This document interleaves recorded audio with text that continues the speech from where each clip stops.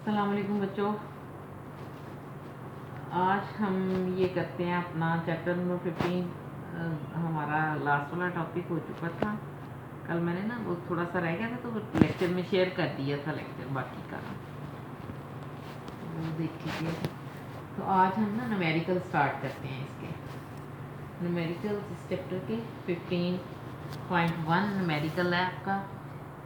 कुछ कहा गया कि एन ईएमएफ ऑफ 0.45 वोल्ट कि एक ईएमएफ है 0.45 वोल्ट की, that is induced between the ends of a metal bar, जो कि एक मेटल का बार है जिसके एंड्स के क्रॉस ईएमएफ इंड्यूस होती है, जिसकी वैल्यू कितनी है 0.45 वोल्ट, यानी वो ईएमएफ है 0.45 वोल्ट्स, इतनी ये गिवन है।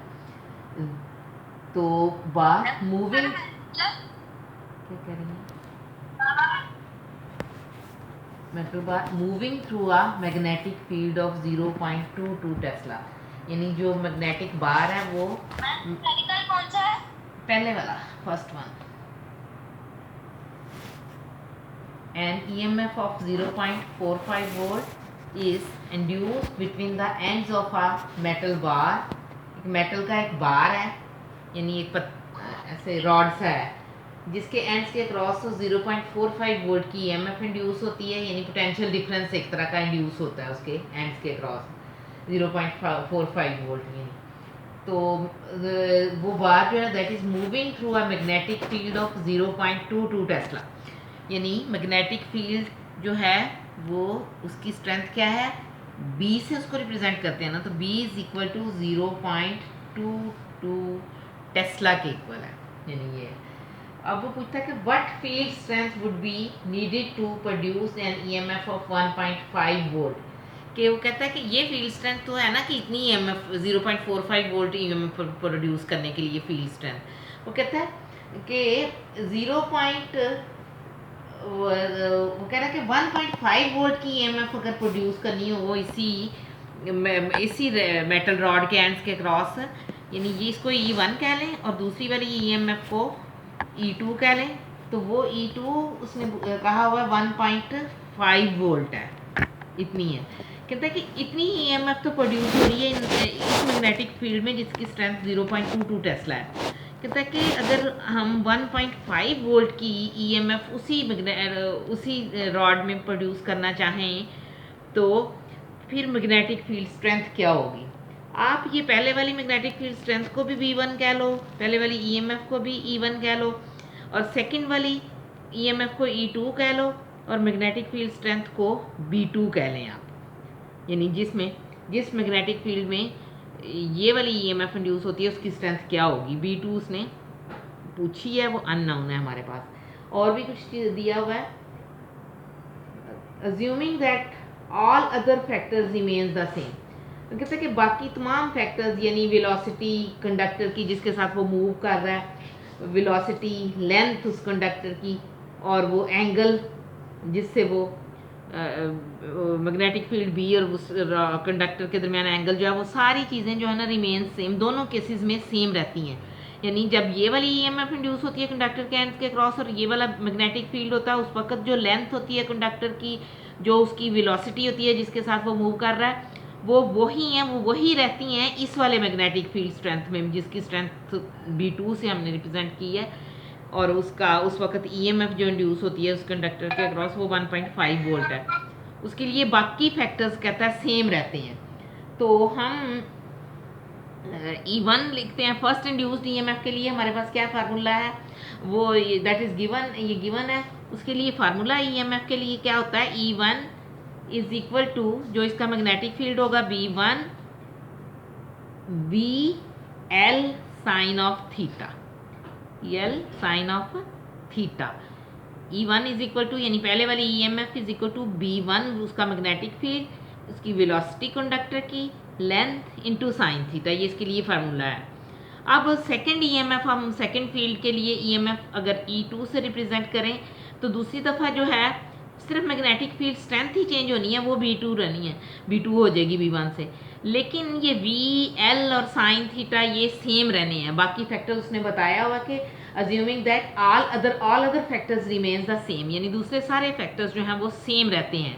यानी E2 की जब दूसरी EMF इंड्यूस होती है उस वक्त सिर्फ मैग्नेटिक फील्ड की स्ट्रेंथ चेंज होती है, बाकी V भी वही रहता है, L भी वही रहता है, साइन थीटा भी वही रहता है। तो इसलिए E2 को भी हम ऐसे लिखेंगे B2 into V L sine theta, E1 को लिखेंगे B1 into V L sine theta. इसको इक्वेशन नंबर 1 कह लें, इसको इक्वेशन नंबर 2 कह लें आप। तो dividing equation number 1 by 2, equation 1 को 2 से डिवाइड कर दें तो हमारे पास ये आ जाएगा E1 over E2, left hand side को डिवाइड करेंगे तो E1 ओवर E2 आ जाएगा, राइट हैंड साइड को करेंगे तो ये आ जाएगा B1 VL sine of theta divided by दूसरा B2 VL sine of theta आ जाएगा इसके इक्वल। अब ये देखें, ये VL साइन थीटा कॉमन है, ये कैंसिल हो जाएगा, हमारे पास इक्वेशन आ जाएगी E1 over E2 is equal to B1 over B2। तो हमने फाइंड आउट क्या करना है, B2, हमें B2 अननोन है वो फाइंड आउट करना है, बाकी ये चीज़ें गिवन है वो हम तो इसको क्रॉस मल्टीप्लाई करके B2 की वैल्यू निकाल लें इस इक्वेशन से। ये आ जाएगा E1 B2 is equal to E2 B1। तो यहाँ से B2 निकालें वो किसके इक्वल आ जाएगा, E2 B1 ओवर E1।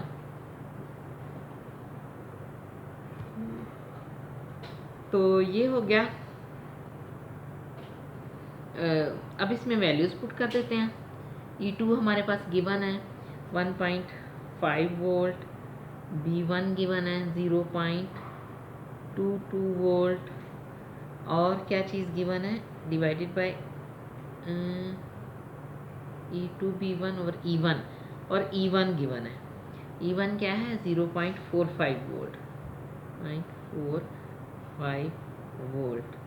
ये क्या है टेस्ला में, ये वोल्ट, ये इसके वोल्ट और ये वोल्ट कैंसिल हो जाएगा, सिर्फ टेस्ला बचेंगे यूनिट्स। तो ये इसको सॉल्व आउट करें तो इनको मल्टीप्लाई करें 1.5 को 0.22 से और डिवाइड कर दें 0.45 से, तो कैलकुलेटर से कीजिएगा, ये हमारे पास आ जाता है 0.73 का आंसर आता है 0.73, और इसके साथ यूनिट क्या आएगा, वोल्ट वोल्ट तो कैंसिल हो गए, टेस्ला। वैसे भी मैग्नेटिक फील्ड बी का यूनिट टेस्ला होता है, यानी B2 is equal to B2 आ गया हमारे पास आंसर इस क्वेश्चन का 0.73 टेस्ला इसके इक्वल। फर्स्ट न्यूमेरिकल हो गया आपका। अब हम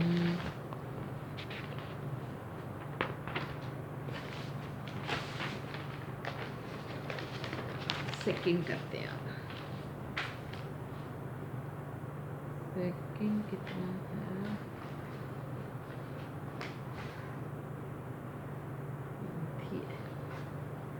चलें सेकंड न्यूमेरिकल है बेटा, the flux density B is in a region between the pole faces of a horseshoe magnet, यानी कोई horseshoe टाइप इस तरह का मैग्नेट है, horseshoe टाइप ऐसा होता है, यानी इस तरह का करके, अब ये इधर हो गया थोड़ा सा डायग्राम से, इस तरह का करके horseshoe मैग्नेट है, उसके पोल पीसीस के दरमियान मैग्नेटिक फील्ड है, ये अगर नॉर्थ है तो ये साउथ होगा, मैग्नेटिक फील्ड B है गिवन। वो कह रहा है कि the flux density B in a region between the faces of a horseshoe magnet is 0.5 weber per metre square, weber per metre square, यानी मैग्नेटिक फ्लक्स डेंसिटी B जो है flux density है किसके बराबर है, it is equal to 0.5 weber per metre square इसके equal है।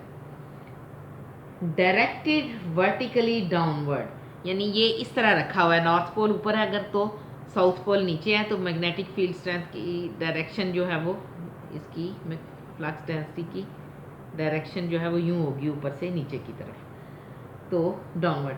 Find the EMF induced in uh straight wire. एक स्ट्रेट वायर है 5 सेंटीमीटर लॉन्ग है, जिसके उसके एंड्स के क्रॉस हमने ईएमएफ फाइंड आउट करनी है।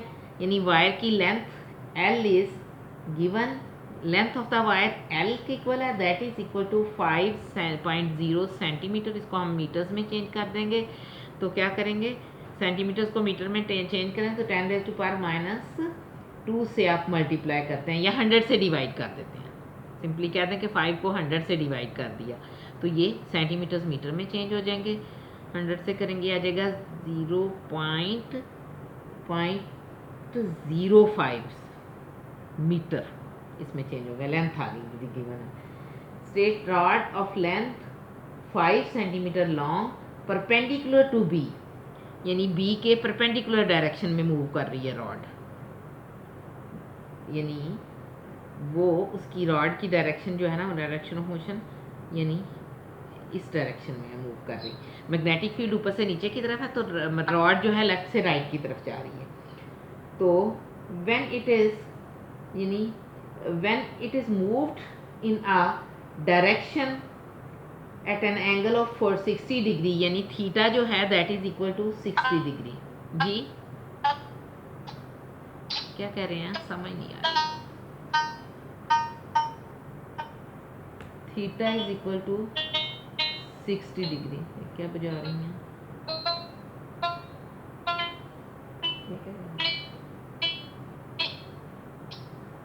लगे रहो। Theta is equal to 60 degree, ये तो कोई इंस्ट्रूमेंट बजाना सीख रहा है। चलो जी, एंगल थीटा जो है वो 60 डिग्री के इक्वल है। उसके बाद उसने बताया हुआ है कि विद द हॉरिजॉन्टल, यानी हॉरिजॉन्टल के साथ एंगल जो है ना, इस डायरेक्शन के साथ 60 डिग्री का एंगल है। तो परपेंडिकुलर कहता है with the speed of 100 centimetre पर सेकेंड। स्पीड यानी v किसके इक्वल है, 100 सेंटीमीटर पर सेकेंड, 100 सेंटीमीटर पर सेकेंड है, पर सेकेंड। इसको भी अब 100 सेंटीमीटर को भी मीटर में चेंज करेंगे, स्पीड को भी आप मीटर में चेंज करेंगे। तो v किसके इक्वल होगी, 100 को 100 से डिवाइड करेंगे मीटर्स में चेंज करने के लिए, मीटर पर सेकेंड में, सेंटीमीटर पर सेकेंड।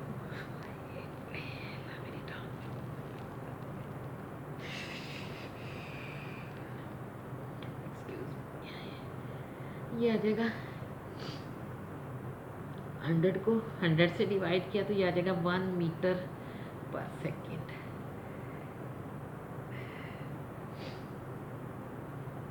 तो find the EMF induced, EMF find out करनी है। ई जो है ये अननोन है, ये फाइंड आउट करोगे।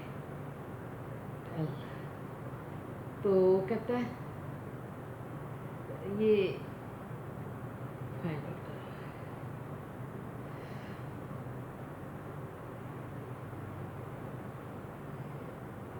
इसमें ये करना है कि द मोशनल ईएमएफ वाला फॉर्मूला यूज करना, the EMF in the straight wire when it is moved perpendicular to the field making an angle 0, यानी angle theta with the horizontal.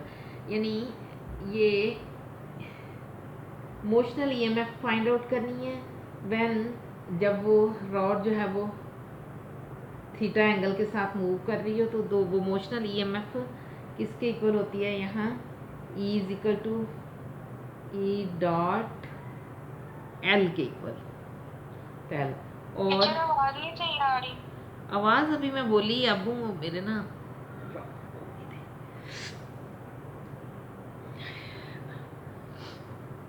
अब आ रही है आवाज़।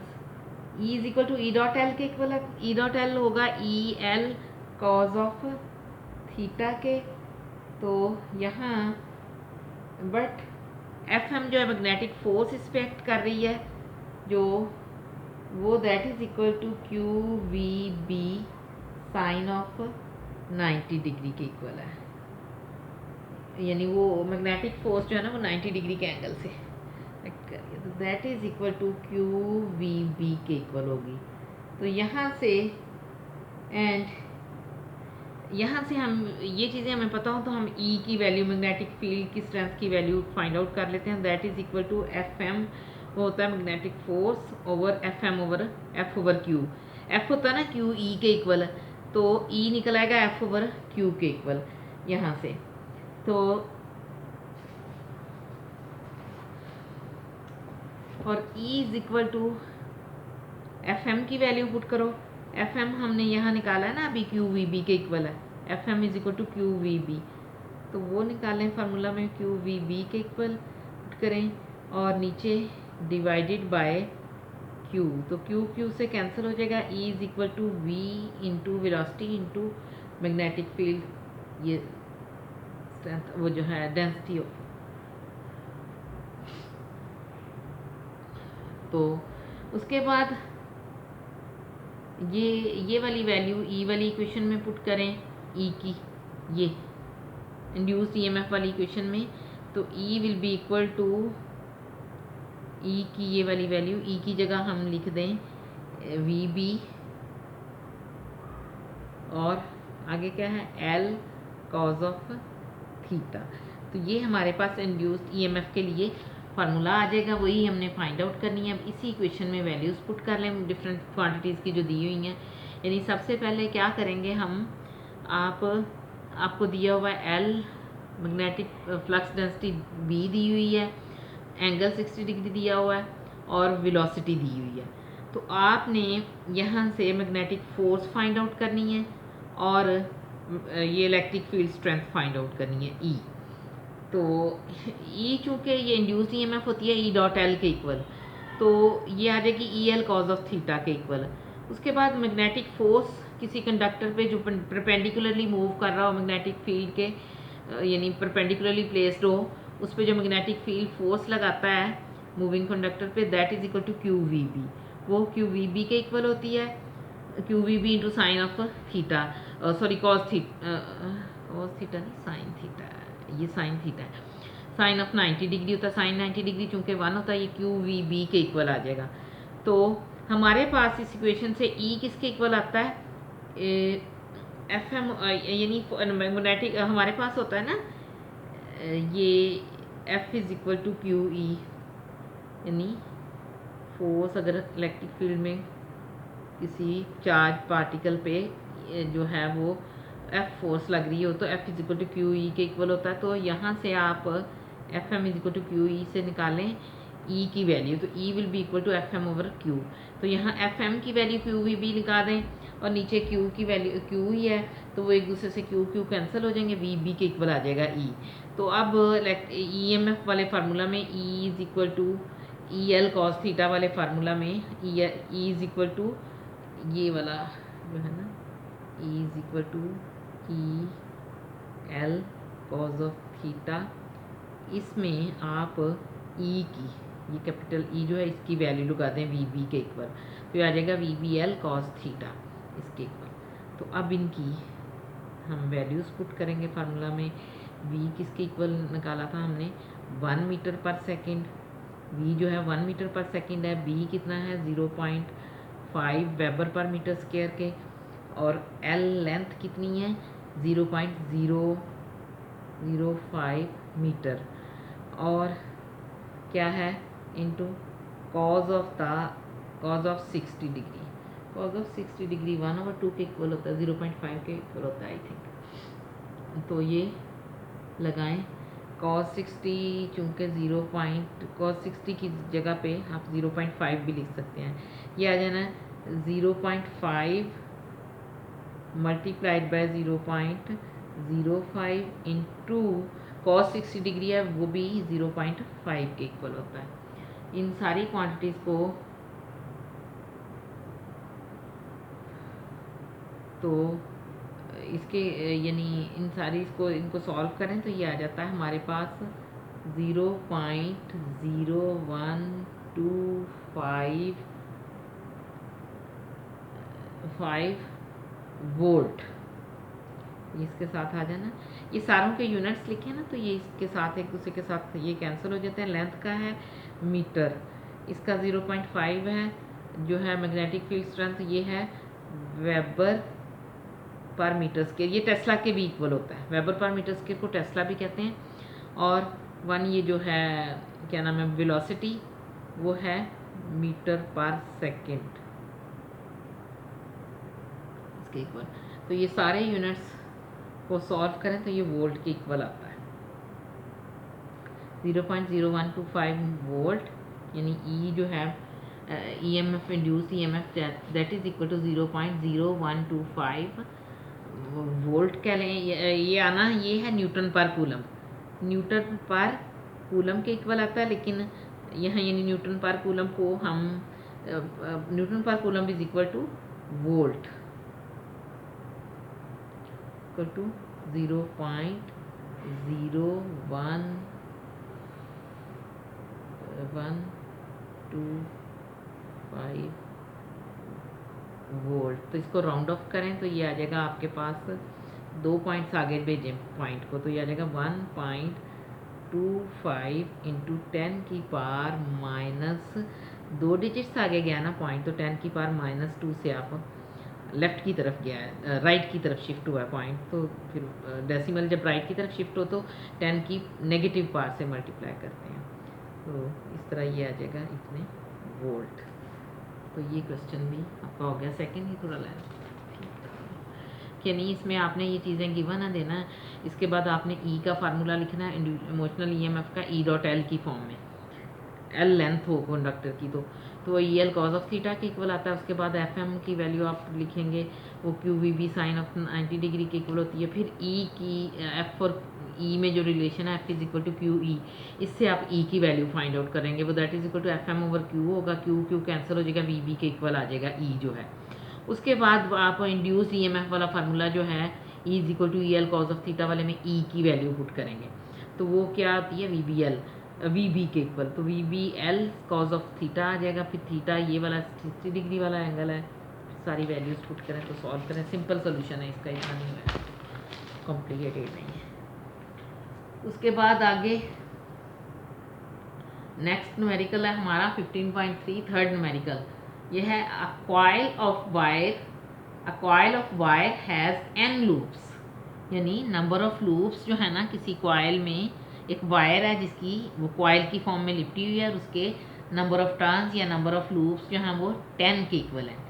उसके बाद each loop has an area of 1.5 into 10 की power minus 3 metre square, यानी हर area एक इसके इक्वल है, हर लूप का एरिया जो है that is equal to 1.5 into 10 की पावर माइनस 3 मीटर स्क्वायर, ये है एरिया। ये भी मीटर स्क्वायर में दिया हुआ है, इसको इसी तरह ही रहने देंगे।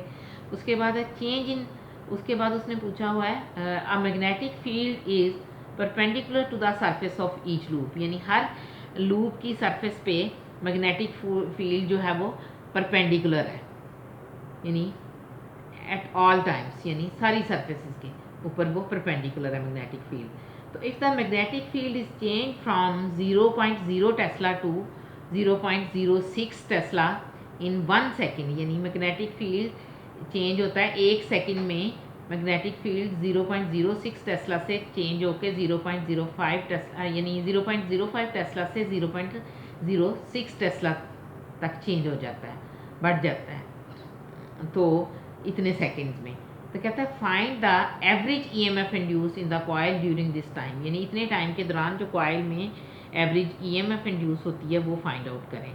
तो आपको नंबर ऑफ टर्न्स दिए हुए हैं, एरिया ऑफ द कॉइल दिया हुआ है, change in magnetic field del B दिया हुआ है।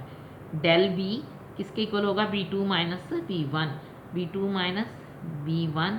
फाइनल वैल्यू का 0.06 tesla to 0.05 tesla to 0.06 tesla, तो फाइनल वैल्यू माइनस इनिशियल क्या है 0.05 टेस्ला, इसमें से इसको माइनस कर लें तो ये आपके पास आ जाता है, चेंज इन मैग्नेटिक फील्ड आ जाता है 0.01 टेस्ला का चेंज आता है इसमें। तो यानी डेल बी जो है वो आपके पास किसके इक्वल आया, 0.01 टेस्ला के इक्वल। उसके बाद वो कह रहा है कि फील्ड अच्छा इन कितने सेकंड्स में ये चेंज आता है, 0.1 सेकेंड में, यानी डेल टी जो है वो टाइम जो है that is equal to 0.1 second है। 0.1 सेकेंड के दौरान ये फील्ड यहाँ से बढ़कर 0.5 से बढ़कर 0.5 से बढ़कर 0.06 टेस्ला हो जाता है। तो find the average EMF induce, यानी ई फाइंड आउट करना है, इंड्यूस ईएमएफ ई फाइंड आउट करना है। तो ई किस चीज़ के इक्वल होता है? ई के लिए फार्मूला है in case of a coil, ये E is equal to N into, इसकी मैग्नीट्यूड किसके इक्वल होती है? N into rate of change of flux according to Faraday's law, rate of change of flux के इक्वल होता है। तो E is equal to del phi over del T, motional EMF भी इसी में, उसी के लिए फार्मूला ये ड्राइव किया था हमने फैराडेज लॉ के अकॉर्डिंग। बट यहाँ डेल टी किसके इक्वल है? डेल फाई किसके इक्वल है? मैग्नेटिक फ्लक्स जो है वो बी की फॉर्म में, डॉट प्रोडक्ट है ना बी का और ए का, यानी मैग्नेटिक फील्ड स्ट्रेंथ और एरिया वेक्टर ए का डॉट प्रोडक्ट।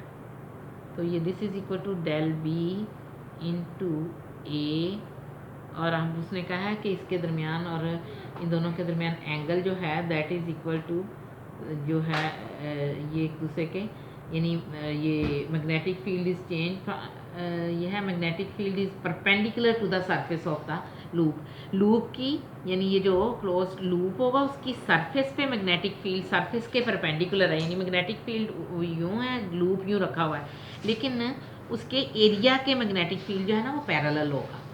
एरिया की सरफेस, अगर सरफेस पे परपेंडिकुलर के लॉन्ग होता है ना एरिया, तो मैग्नेटिक फील्ड भी परपेंडिकुलर है एरिया के यानी सरफेस के ऊपर परपेंडिकुलर के अलॉन्ग है, तो एरिया भी सरफेस पे परपेंडिकुलर के अलॉन्ग होता है, तो दोनों के दरमियान एंगल जो है ना वो ज़ीरो होगा। यहाँ बी और ए के दरमियान एंगल जो है वो 0 डिग्री होगा, तो ये बी और डेल ए किसके इक्वल है? B del B cos of 0 के इक्वल होगा। तो यहाँ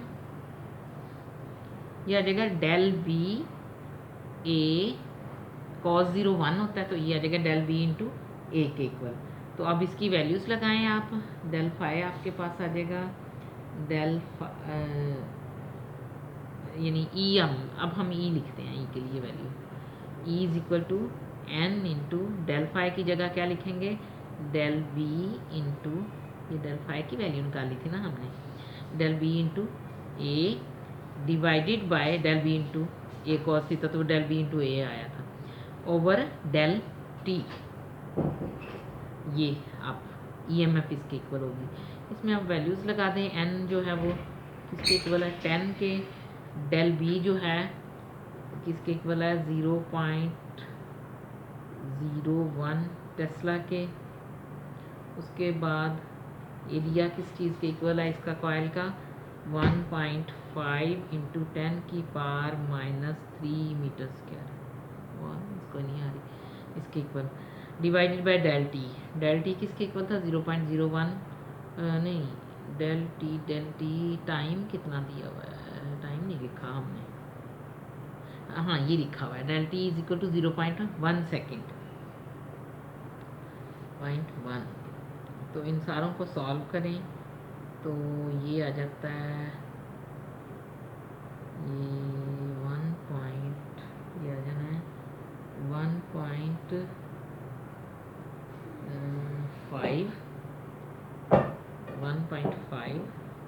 ये 0.1 और 0.01, इसका ये नीचे 0 यानी ये अगेन 10 के इक्वल आ जाता है, तो ये 10 कैंसिल हो जाता है, 1.5 रह जाता है सिर्फ। 1.5 इंटू 10 की पावर -3 बचता है, तो इतने वोल्ट होता है ये इज इक्वल टू इतने वोल्ट। ये मीटर स्क्वायर में, ये टेस्ला में, 10 वैसे ही नंबर ऑफ टर्न्स है, ये सेकेंड में। तो ये सारा सॉल्व करें तो ये वोल्ट के इक्वल आता है।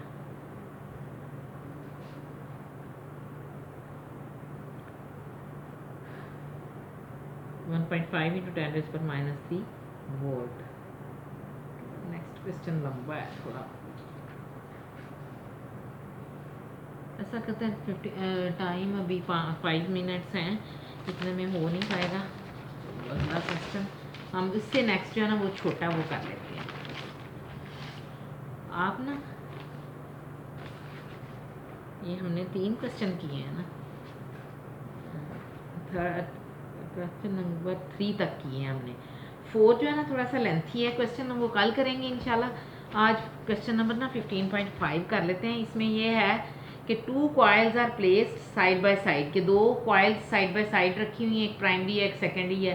An EMF of 0.8 volt is observed in one coil when the current is changing at the rate of 200 ampere per second in the other coil. यानी दूसरी कॉयल में जो करंट में चेंज आ रही है del I over del T जो है ना दैट इज इक्वल टू 0.